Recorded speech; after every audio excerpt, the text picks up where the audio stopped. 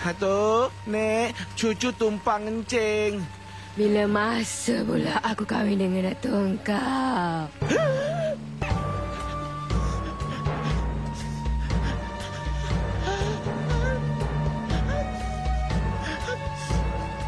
Kesulitan ekonomi membuat ketiga pemuda ini memilih jalan alternatif, yaitu dengan ngangkung. Ngangkung adalah perbuatan memuja untuk mendapatkan nomor dengan membawa barang yang bisa dipuja oleh bomoh.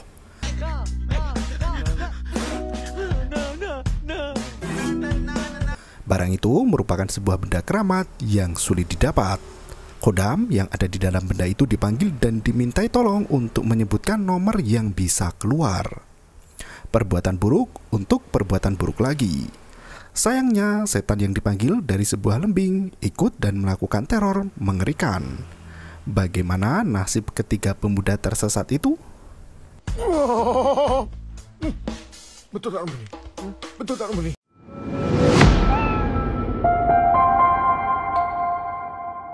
Kisah dimulai dari dua pemuda dengan seorang dukun yang tengah ngangkung di sebuah sumur tua.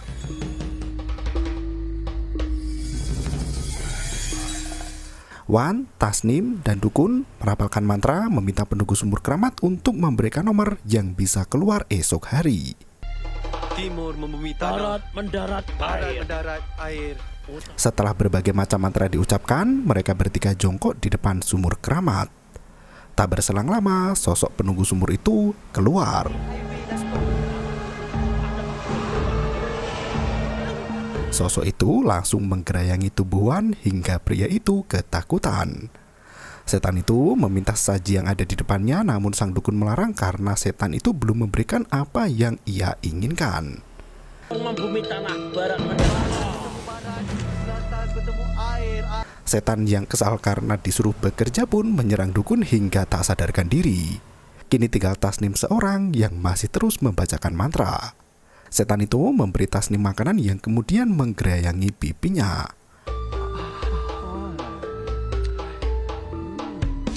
Ketika pemuda itu membuka mata, berteriak ketakutan. Hari berikutnya, Tasnim datang ke kedai dengan wajah yang sumringah. Ia membayarkan semua makanan pelanggan hingga membuat Wan keheranan. Wan mempertanyakan apa yang terjadi karena ritual semalaman yang mereka lakukan gagal total. Jembalang yang keluar bukanlah bosnya, melainkan adalah anak buahnya. Tasnim kembali mengajak Wan untuk ngangkung. Wan berbisik memberitahu jika ia mempunyai tempat baru yang lebih ampuh dan dijamin keberhasilannya. Tasnim sempat ragu setelah kejadian mengerikan semalam. Wan kali ini sangat yakin dan bisa mengkonfirmasi kebenarannya. Kali ini aku pastikan aku pakai gamelan. Azim terbangun dari tidurnya dan mengajak Wan untuk kembali bekerja. Tasnim melihat temannya yang lemas pun mempertanyakan apa yang terjadi pada Azim.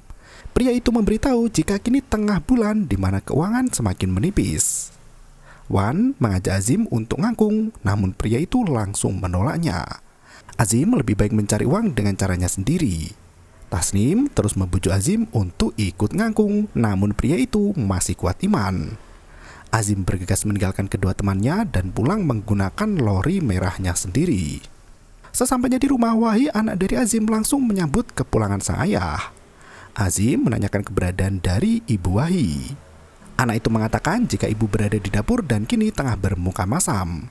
Azim melangkah masuk ke dalam rumah bersiap untuk mendengarkan omelan sang istri.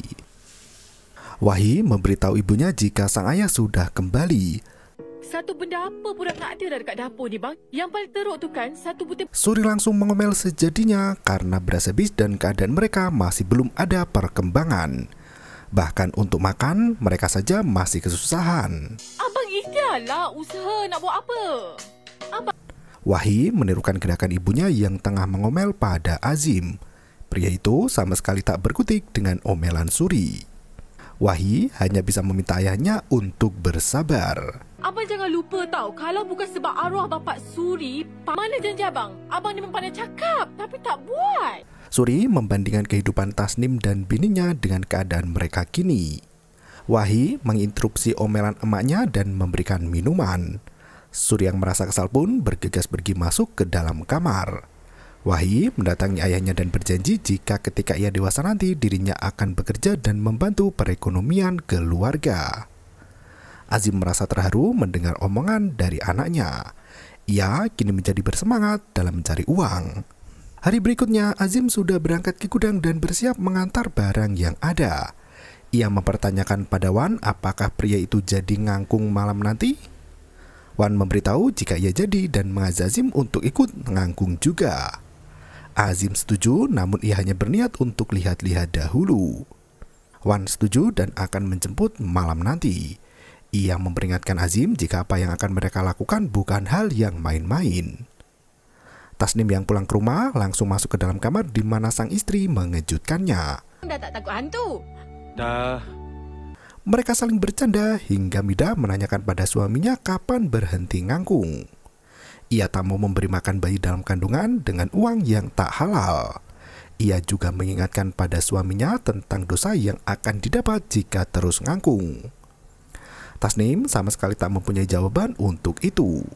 Ketika malam semakin larut, 3 pemuda yang tengah mengalami kesulitan ekonomi itu pergi ke dukun yang ada di tengah hutan. Kala itu ada pasien yang membawa pedang untuk ngangkung. Sayangnya, kodam dalam pedang itu berupa sosok setan tanpa kepala. Ini pedang pacung kepala. Macam mana aku nak cakap dengan dia?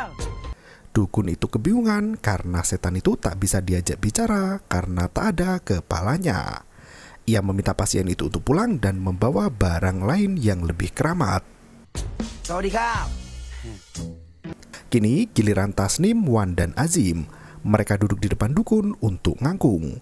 Tasnim memberikan sebuah kotak kayu yang berisi sebuah lembing. Ketika ritual hendak dimulai, Suri menelpon Azim menanyakan keberadaan pria itu. Suri kembali mengomel karena Azim pergi tanpa pamit. Azim berbohong dan mengatakan jika ia sedang ada meeting. Setelah telepon ditutup, sang dukun pun mulai melakukan ritual ngangkung.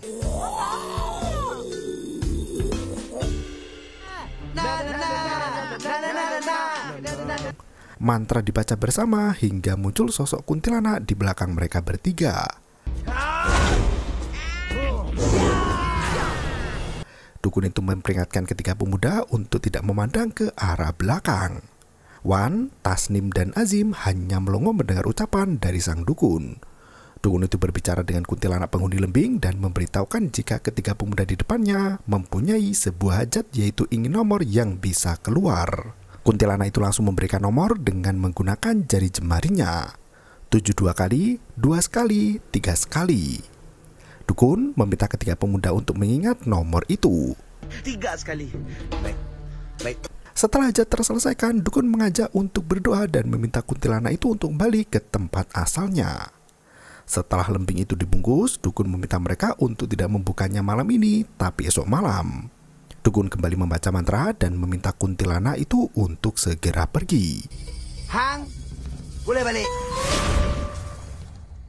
Sang dukun sempat terkejut karena bukan hanya kuntilanak yang menghilang, namun ketiga pemuda itu turut raib. Dalam perjalanan pulang, Wan merasa ada yang tak beres. Tasnim langsung menimpali temannya dan memberitahu jika tak ada apa-apa yang terjadi. Merasa bosan, Wan memutar musik yang ada. Mereka bertiga menikmati musik yang ada di dalam mobil dan mulai berjoget ringan. Tak hanya mereka bertiga yang menikmati musik itu, ternyata kuntilanak penghuni lembing ikut dengan mereka dan tak kembali ke tempat asalnya. Musik tiba-tiba berubah menjadi sholawat. Suasana berubah menjadi hening hingga kuntilanak pun menutup kedua telinganya. Sesampainya di sebuah bulak, Wan kebelet kencing. Ia meminta Tasnim untuk meminggirkan mobil. Pria itu bergegas lari menjauh dari mobil untuk melepaskan hajat yang tersimpan. Tanpa ia sadari, sosok kuntilanak itu sudah berada di sampingnya. Ketika Wan meminta izin pada penunggu, kuntilanak itu menjawab hingga membuat Wan terkejut. Ia melihat sosok mengerikan itu dan bergegas lari ke dalam mobil. Tanpa diduga, kuntilanak itu justru sudah bertengger di atap mobil dan membuat Wan jatuh pingsan. Azim dan Tasnim bergegas keluar dan memeriksa keadaan temannya itu. Mereka pun membawa Wan ke rumah sakit sebelum pulang ke rumah. Tasnim yang mendorong Wan dari belakang tiba-tiba melihat ada sosok kuntilanak yang bertengger di tubuh temannya itu. Ia menghentikan langkah dan mengucek mata untuk memastikan jika penglihatannya tidak salah. Dilihat sekali lagi, sosok itu masih tetap ada. Ia kembali melihat ke arah Wan yang ternyata Azim sudah berada di depan Tasnim dan menanyakan apa yang terjadi. Dengan raut wajah ketakutan, Tasnim memberitahu jika ia melihat hantu dengan wajah mengerikan. Azim sama sekali tak percaya dan mengajak temannya untuk bergegas pergi.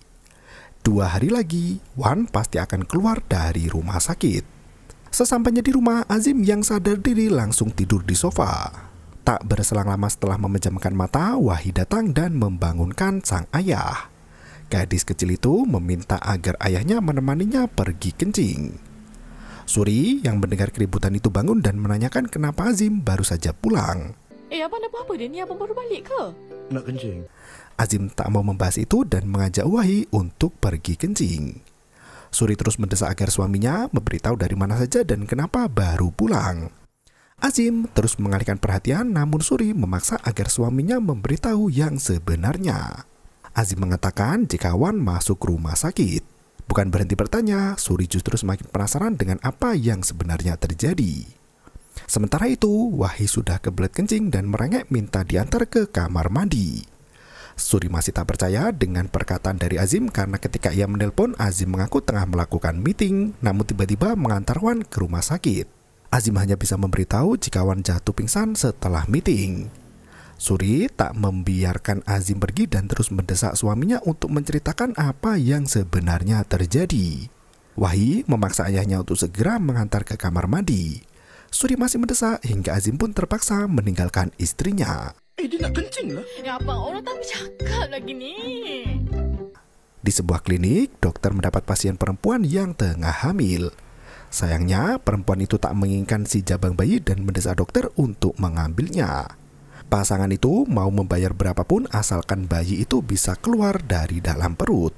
Dokter menolak dengan alasan jika hal tersebut adalah tindakan ilegal terlebih tak ada permasalahan yang mendesak. Perempuan muda itu terus mendesak hingga sang dokter menjelaskan jika mereka menggugurkan kandungan, bayi itu akan menghantui kehidupan selamanya. Sayangnya, apa yang diceritakan dokter itu tidak membuat pasangan tersebut ketakutan. Tak apa. Karena cerita mistis tak mempan, dokter itu menjelaskan bagaimana janin itu diambil dari dalam kandungan. Mendengar semua penjelasan itu membuat pasangan tersebut ketakutan. Mereka akhirnya mengurungkan niat untuk menggugurkan jabang bayi dan memilih untuk merawatnya. Namun sebelum itu mereka akan melangsungkan pernikahan terlebih dahulu. Mendengar hal itu membuat dokter terkejut karena ia mengira jika yang di depannya adalah ayah dan anak. Mama, Papa, Mama, Adik, Ayah. Tak berselang lama, Tasnim dan istrinya masuk ke dalam klinik untuk memeriksakan kandungan. Di dalam gudang, Azim mendapat tugas untuk mengantar barang menggantikan Wan yang masih sakit. Azim sempat berpikir, namun atasannya itu menjelaskan jika Azim akan mendapatkan bayaran 3 kali lipat. Ia memberikan uang saku pada Azim untuk perjalanan. Ketika barang sudah terkirim, Azim diminta untuk datang ke kantor guna mengambil gaji. Azim merasa sangat senang dan bersiap untuk berangkat esok hari ke Kelantan. 100 duit belanja. Masuk office, ambil gaji 700, 800. Malam harinya, Azim bertemu dengan Tasnim yang membicarakan nasib Wan. Tasnim menduga jika Wan akan keluar dari rumah sakit lusa hari. Azim juga menceritakan jika ia akan pergi ke Kelantan untuk menggantikan tugas dari Wan. Tasnim memberitahu Azim jika dukun yang mereka datangi kemarin merupakan dukun yang ampuh dalam melakukan ngangkung. Ia bahkan mendengar cerita jika yang bisa menemui dukun itu hanya orang-orang yang terpilih. Azim sempat tak percaya dengan semua omongan dari Tasnim. Ia mempertanyakan keberadaan dari Lembing Keramat. Tasnim mengajak Azim untuk menuju ke mobilnya untuk melihat bersama-sama. Ketika pintu dibuka, wala! Kuntilanak itu belum kembali masuk ke dalam lembing. Tasnim berteriak ketakutan setelah melihat sosok setan itu ada di dalam mobilnya. Azim yang heran melihat ke dalam mobil namun tak ada apapun di sana. Ia mengambil kotak lembing itu dan mengajak Tasnim untuk membuka bersama-sama. Di balik lembing itu ada sebuah nomor untuk dipertaruhkan. Azim merasa heran karena nomor itu kelebihan satu dari apa yang dikatakan sang dukun. Azim mulai berpikir keras dengan apa yang mereka dapatkan. Ia mengatakan jika mungkin dukun itu ingin mereka menyusun sendiri nomor untuk dipasang. Sengaja bagi kita nombor lebih pasal dia nak kita susun sendiri. Pagi harinya Azim berpamitan pada anak dan istrinya. Ia memberitahu jika ia akan bepergian jauh karena menggantikan Wan yang tengah berada di rumah sakit. Ia akan pergi 3 hari dan meminta istrinya untuk memberitahu anak mereka jika ia akan memberikan boneka yang besar dan juga membelikan beberapa perlengkapan sekolah. Azim sangat yakin jika kali ini ia akan mendapat uang yang banyak. Tasnim pulang ke rumah setelah memberi nomor undian. Ia bersantai di bawah rumahnya, teringat dengan kejadian beberapa malam lalu sebelum ia pergi ngangkung. Ia berjanji pada sang istri jika dirinya akan berhenti ngangkung lagi dan mencari pekerjaan yang halal. Ia juga teringat dengan bayi dalam kandungan istrinya ketika mereka memeriksakan diri ke klinik. Tak terasa, hari sudah berganti malam. Tasnim dibangunkan istrinya yang mengajak untuk tidur di dalam rumah. Tasnim sempat kebingungan karena ternyata hari sudah gelap. Pria itu menggendong istri dan jabang bayi yang ada di dalam perut. Pagi harinya Tasnim melihat pengumuman di koran. Sayangnya nomor yang ia pasang tak keluar sama sekali. Ia juga mendapat telepon yang mengabarkan jika kontrak proyeknya tak diperpanjang. Tasnim sangat kesal hingga Mida terbangun dari tidurnya. Wanita itu menanyakan apa yang terjadi. Setelah menjelaskan semua kekesalannya pagi itu, Tasnim beranjak pergi keluar dari rumah untuk mencari angin. Sementara itu di tempat lain, Wan sudah keluar dari rumah sakit. Sang istri minta dibelikan ayam dan sup buntut untuk dimakan. Wan bergegas turun dari mobil untuk membelikan makanan pesanan sang istri tercinta. Di depan sebuah ruko banyak tempelan poster buronan. Wan sempat terkejut karena fotonya ada di sana. Wan yang ketakutan bergegas mengambil semua kertas buronan dan kembali masuk ke dalam mobil. Istri Wan kebingungan melihat suaminya yang masuk ke dalam mobil dengan ketakutan.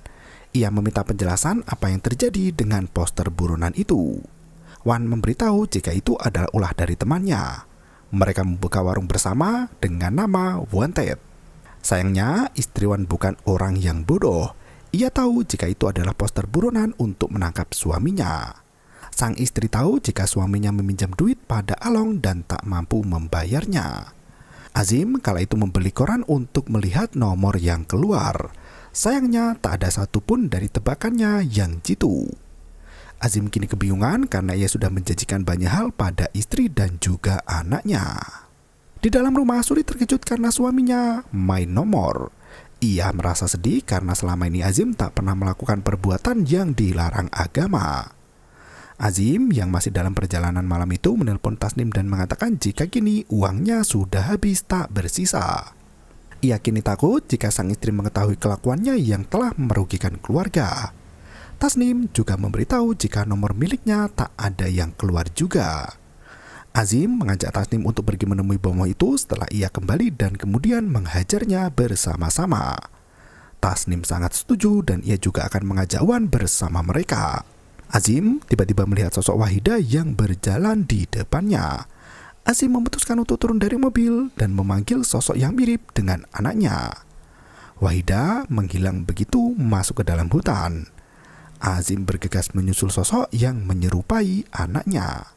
Sementara itu Tasnim merasa kesal dengan lembing keramat yang ia bawa karena sama sekali tak memberikan nomor yang benar. Ia pun melempar kotak lembing itu ke pinggir jalan. Azim yang terus berjalan masuk ke dalam hutan bertemu dengan sosok bomoh yang tengah melakukan pertapaan di sana. Bomoh itu tiba-tiba memberitahu jika anak dari Azim sudah berada di rumah. Azim sedikit bingung mendengar perkataan dari sang dukun. Pria itu diminta mendekat di mana sang dukun tahu jika Azim sedang mempunyai masalah. Azim diberi air untuk melegakan dahaga. Dukun memberikan selendang merah untuk Azim yang kemudian dibacakan mantra. Pagi harinya Tasnim sembunyi-sembunyi ketika hendak pulang ke rumah. Bahkan ia memakai helm selepas dari tempat pasang nomor. Ia bertemu dengan dokter kandungan yang selesai pulang dari berburu. Dokter itu meminta Tasnim untuk tidak sering pergi keluar rumah karena istrinya tengah mengandung. Azim sudah kembali dari Kelantan dan mampir ke warung untuk bertemu dengan Tasnim. Azim heran dengan poster buronan Wan yang tertempel di mana-mana. Tasnim memberitahu jika ia juga tak mengerti kenapa Wan meminjam uang 3.000 ringgit pada Along. Ia menyalahkan bomoh yang mereka datangi sebelumnya dan menganggap jika bomoh itu telah membuat mereka menjadi seperti itu. Tasnim mengomentari syal merah yang terlihat sangat mencolok. Azim pagi itu kembali melihat nomor yang keluar di koran. Tasnim memberitahu jika ia sudah mengingat semuanya. Ketika pria itu menyebutkan nomor yang keluar, Azim mengecek di mana nomor miliknya cocok. Tasnim memastikan hal tersebut. Mereka berdua bertingkah kegirangan mengetahui nomornya tembus. Azim meninggalkan Tasnim yang berjoget sendirian di dalam warung. Setelah mengambil uang dari pasang nomor, Azim mengajak anak istrinya untuk makan enak. Suri heran dari mana Azim dapat uang untuk makan di restoran mahal. Belum sempat mencicip makanan, Suri langsung memberondong Azim dengan berbagai pertanyaan. Azim meminta istrinya untuk tenang dan menikmati makanan yang ada. Suri menjelaskan jika ia tak ingin suaminya mendapatkan uang hasil dari pasang nomor. Azim menjelaskan jika tiket nomor yang ia tunjukkan lalu adalah milik Wan. Ia juga mengerti kalau pasang nomor merupakan hal yang dilarang oleh agama. Suri mempertanyakan jika memang bukan dari pasang nomor, Azim mendapat uang dari mana. Azim yang kebingungan menjatuhkan sendok makannya. Ketika ia hendak mengambil, ada sosok mengerikan yang berada di bawah meja. Azim ketakutan hingga membuat anak istrinya kebingungan. Ia bergegas menggendong Wahid dan mengajaknya untuk makan di tempat lain. Sementara itu, Tasnim masih heran dengan kemenangan dari Azim. Ia merasa ada suatu hal pelik yang terjadi. Sosok kuntilanak penunggu lembing muncul memberitahu Tasnim untuk tenang karena hari ini harinya Azim. Sementara esok hari mungkin akan jadi milik Tasnim. Tasnim tanpa sadar menanggapi perkataan kuntilanak itu. Ia terkejut ketika melihat bangku kosong di sampingnya. Tasnim yang pulang ke rumah bergegas meminta Midah untuk membukakan pintu. Tasnim langsung duduk untuk menenangkan diri. Midah memberitahu jika siang tadi ada teman dari Tasnim yang mengantarkan barang. Tasnim heran dan melihat bungkusan yang sama dengan wadah lembing yang sudah ia buang tempo hari. Ketika dibuka, lembing itu masih ada di sana. Tasnim memberitahu jika ia sudah membuang lembing itu jauh-jauh. Tasnim melempar lembing itu kepada Midah. Bukan. Ini bukan Midah punya. Dah lupa ke? Sosok penjaga lembing muncul dan mengatakan jika lembing itu miliknya. Tasnim dan Midah berlari ketakutan keluar dari rumah. Ketika pintu dibuka, sosok dukun sudah berada di depan pintu rumah. Midah pingsan ketakutan melihat sosok dukun itu. Dukun itu mempertanyakan keberadaan dari lembing yang diambil oleh Tasnim. Pria itu hanya bisa menunjuk dengan penuh ketakutan. Dukun itu masuk ke dalam rumah dan melihat sosok Hodam penunggu lembing. Ia melakukan ritual dan mengajak sosok itu untuk kembali. Balik! Nyusahkan orang betul. Di tengah malam, Tasnim menelpon Azim dan memberitahu jika istrinya masuk rumah sakit. Ia bercerita jika setan penunggu lembing masuk ke dalam rumahnya. Ia meminta Azim untuk datang ke rumahnya esok hari. Azim pun berjanji akan datang ke rumah Tasnim esok hari. Azim kembali tidur di mana tak berselang lama, Suri bangun. Ia menyadari jika Wahid tak ada di sampingnya. Suri bergegas keluar dan melihat Wahid berbicara di depan jendela. Anak itu melarang sosok yang ada di depannya untuk masuk ke dalam rumah. Suri yang heran menanyakan apa yang terjadi. Gadis itu memberitahu jika ada orang yang berbicara dengannya. Wajah orang itu mengerikan dan bengkak-bengkak.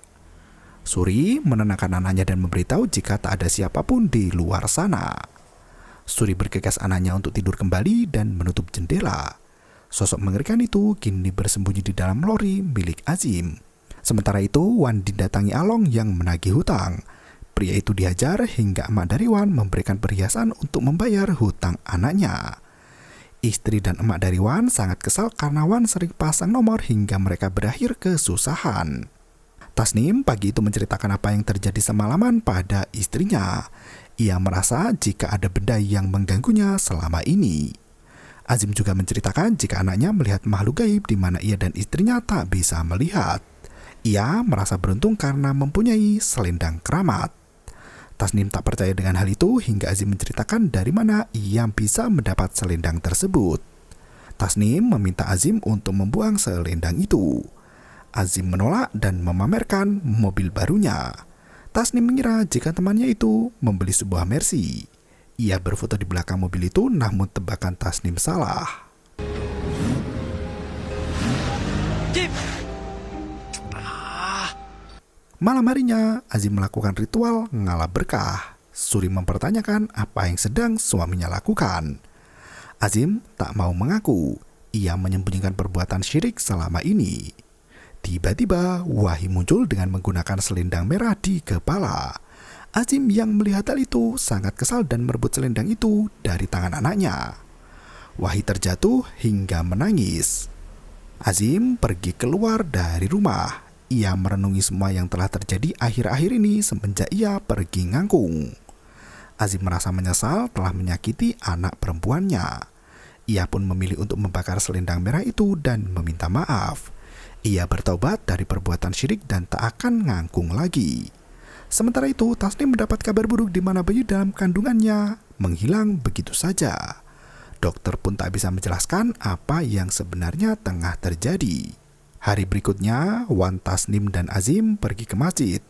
Mereka sempat melihat kuburan tua, namun Azim tak tertarik untuk ngangkung lagi. Mereka memilih pergi ke masjid dan menjalankan ibadah yang selama ini telah ditinggalkan. Dan film pun berakhir. Yo, bermau itu ketarek.